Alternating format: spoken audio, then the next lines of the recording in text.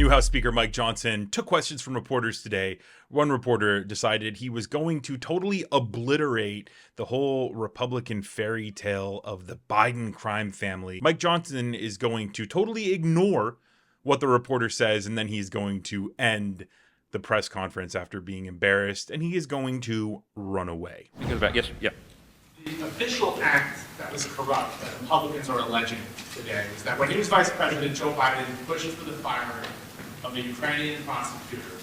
And this was the subject of the impeachment of Donald Trump. And you had a lot of State Department officials who came in and said, this wasn't Joe Biden's policy, this was our policy. He didn't do this to benefit his son. He did this because we wanted him to do it. So did they all commit perjury, or are you going to bring them back for more interviews? Why are Republicans just ignoring all that testimony? No one's ignoring testimony. Let me tell you the top four pieces of evidence with regard to the Biden. I just got bullet points here. From 2014 to 2019, Biden family members and their affiliate companies received over $15 million from foreign companies and foreign nationals. These are all facts. Facts are stubborn things. That included Ukraine, Russia, Kazakhstan, Romania, and China. Biden business associates received an additional $9 million. The chairman here have uncovered a lot of facts. President Biden has, of course, lied at least 16 times about his involvement in his family's business schemes. There are at least 22 examples of Joe Biden speaking with or meeting with Hunter Biden's foreign business associates. The Oversight Committee recently released 2 checks. You see the graphics up here today. These checks are to Joe Biden. One is for $40,000 from China, and another is for $200,000 from a now bankrupt healthcare company that his brother James Biden apparently swindled.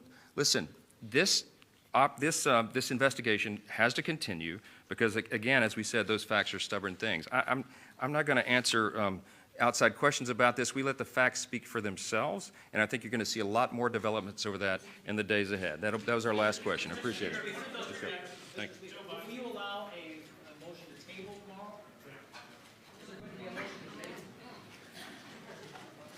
See, Republicans really want you to believe that Biden was the main one responsible for the firing of this investigator into this company, Burisma, because the investigator was getting close to rooting out the scandals of the Biden family when State Department officials testified in 2019 and in 2020 that the State Department were the ones who were calling for the ousting of this investigator because he wasn't doing his job. He wasn't investigating corruption. So this whole idea that, Biden is the ringleader of this crime family rests on the idea that he wanted this investigator gone because he was about to uncover the truth behind Joe Biden's crime and Hunter Biden's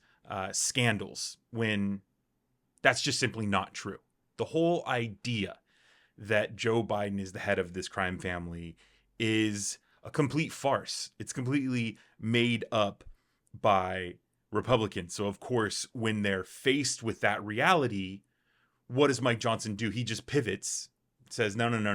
Yeah. I mean, those are the facts that totally obliterate our accusations, but we just want to ignore that. And we want to focus on the fact that there was money being funneled or money being moved between accounts. I can't even say funneled because it's just money moving between accounts, money of wealthy individuals moving between accounts, which, as far as we can tell, isn't a crime. It's really funny that, Mike Johnson, the guy who doesn't have a bank account but owns a vast amount of wealth and real estate, he wants to lecture us on financial crimes. Maybe that's the reason why Mike Johnson wants us to focus on President Biden, because he himself looks a little shady. The guy who has all this wealth but doesn't have any bank accounts. It's also coming on the heels of Donald Trump being the most corrupt president in the history of our country, and the fact that Republicans enabled him to do that and to use the power of the presidency to enrich his family and to seek more and more power. The fact that, Republicans want to go after Joe Biden, who has dedicated his life to service. They want to say that this is some of the worst crimes in the White House possibly ever. Representative Stefanik said that on Fox News. They want you to focus on Joe Biden because Donald Trump may end up in prison, and Republicans in Congress aren't doing a damn thing. They have nothing to show for their time in the majority. Their constituents are left shrugging their shoulders saying, why are we continuing to vote for you when you don't do anything and you continue with this charade, this Biden impeachment charade, and you have nothing to show for it? There's no legislation that you've passed, and you've done nothing to impeach President Biden. What are you really good for? So we have Hunter Biden coming out and saying that he wants to testify before the House Oversight Committee, and he wants to do it publicly. And how do Republicans, who for years have been saying that they've got mountains of evidence against Joe Biden and Hunter Biden, and that they will be exposed as the crime syndicate that they are, how do they respond to Hunter Biden saying that he wants to testify publicly? Well, they say, no. We'll do this behind closed doors. These slimy Republicans, we're going to let them have access to Hunter Biden behind closed doors, and then we're going to expect them to tell us the truth about that testimony. When pigs fly. And then they come out and they say, well, no, we're going to have a public hearing eventually. But we want to get him behind closed doors so that we can really get to the bottom of our baseless accusations, right? Because we need to be able to, twist and turn and distort the facts without you actually seeing that we're doing that. And because we can't really expose ourselves as the frauds that we are, we need to do it behind closed doors. Because if we do that out in public, oh boy, we are going to look ridiculous. So they promise their voters, they promise the American people that they're going to have access to Hunter Biden's testimony. They'll have him in front of the House Oversight Committee for a public hearing. And my response to that is not in a million years.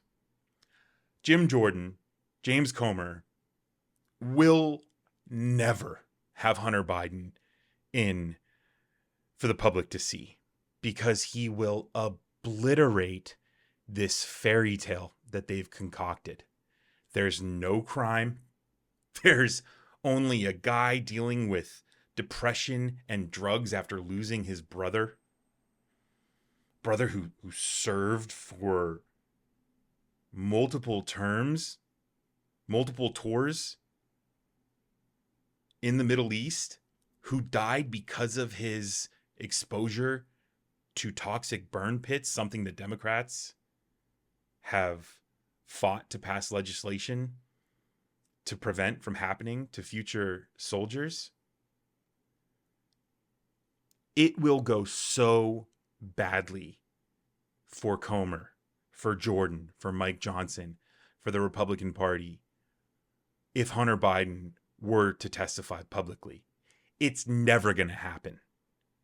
They're going to keep him behind closed doors because they know that they have to control the information that comes out of this hearing, and they need to distort it and twist it to co-align with their agenda. This is a clip from Fox News where one of the morning Fox panel hosts pretty much admits that that's what they're going to do. Yeah, that would be interesting. But I agree that I prefer hearings to be done behind closed doors because I think that they actually get to the heart of the matter and they get some truth and they can ask questions without preening for the camera, without all the grandstanding. That is my preference. And for Abby Lowell, his attorney, to say, well, you all use that to misinform and to distort the facts. Well, you know what? You can do that too, Abby. After he comes out of his closed door session, you feel free to knock yourself out and you can distort too. I mean, it's a silly argument. And Comer has said, fine, sit before us publicly, a public hearing. We'll do that later. We want the closed door one first. Right. And I think that's totally, totally appropriate. Hunter Biden would love nothing more than to sit, have cameras pointed at him, and try to generate the narrative that he wants to form. And I think it's proper and right that you're right. He gets to do another one, maybe on 60 Minutes or wherever he wants to go. So that's where we are with the Hunter Biden testimony. He will go and speak to this committee behind closed doors, and Republicans will come out and say that they have heard such damning testimony against Hunter Biden and Joe Biden that, you know what, it would devastate the American public if they were to hear it in its entirety. But here's just a little bit of what we heard. And, you know, we'll consider a public hearing, but they will never give it to us. And for the next year, up until the election, they'll use bits from this hearing that they've distorted to try to hurt Joe Biden's chances of re-election. But we are never going to see Hunter Biden at a public hearing. I'm interested to hear what you guys have to say about this whole charade, this whole farce, what you think of Republicans, how Hunter Biden and Joe Biden have responded, and what you think they'll do in the future, and whether or not they'll have Hunter Biden in for a public hearing. If you've made it this far, thanks for watching. Hit that like button. Let me know your comments down below, your reflections. For Reflect News, my name is Brendan Plank, and I'll see you on the next video.